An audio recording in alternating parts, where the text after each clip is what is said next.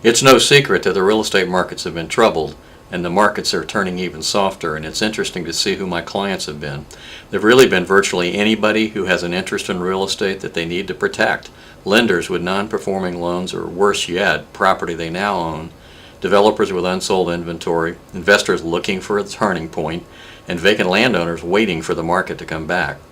And you know what? Anyone who feels that their property's been overassessed for real estate taxes are likely clients as well. You know, often people say, well, my broker or sales team can do that. Well, I'll tell you what I can do that they can't do. I can provide them with impartial advice that will help make a reasonable decision. It's an opinion based in part on having been through this kind of market fallout before and learning from it. The answer is not simple or magic, but it is a willingness on my part to tell the truth as I see it and counting on the client being ready to hear it. I'm not a guru and lack a crystal ball, but I know how to make a forecast about the timing of the market. It'll take some time now before the supply and demand are more in balance, and then things will sell again. Although my training was as a commercial appraiser, I don't think that the value opinion is really that important right now, and frankly, I don't think anyone's really able to know with certainty what it is. It certainly has nothing to do with what it sold for before, or what it cost, or what someone has in it.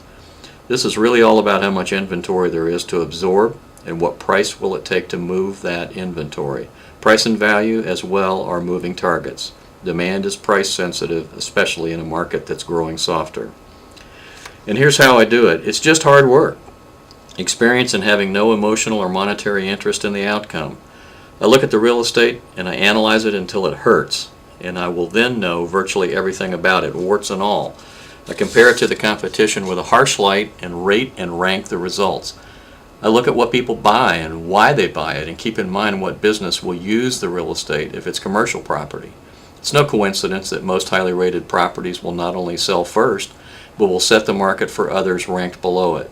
Any product has a price point at which it will attract buyers, even those looking for a bargain as we have now. No one wants to overpay.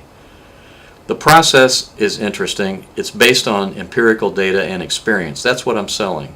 It could be a market study, highest and best use study, an appraisal, or just by the hour advice and counseling. Services and reports might be for internal decision making, litigation, including tax appeal, bankruptcy, or foreclosure, or just focusing on when and where there'll be a market for a particular development or property. You know, you could get other appraisers, and why are we different? There are a few that have been around as long and seen 34 years worth of change, cycles of bust and recovery, and most importantly, that know how to properly use market analysis and highest and best use as the foundation of the study. Real irony is that 18 months ago, everybody had an opinion about value. There's no certainty that the market, or more properly markets for different property types, are anywhere near the bottom. So the dilemma is, where does the ordinary appraiser get their sales data if all of the recent sales reflect the end of a boom cycle? Certainly properties, even to the layperson, are worth less now, and will they sell for what they are appraised for? It takes courage and frankly a lot of work to be the one that says the value's gone down and may drop further.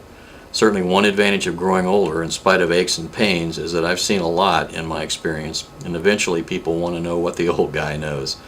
Not so many months ago, everyone was an expert, and seemingly everywhere I went, people were talking about value and how something was underappraised. Now, not so much. People may feel now that the appraisal they get is overstated.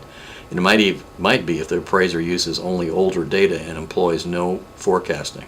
That, my friend, is where the experience of seeing and knowing how the cycles work is an advantage. Some people say, well, the market will correct itself and soon there will be true value. The old high value is not the true value.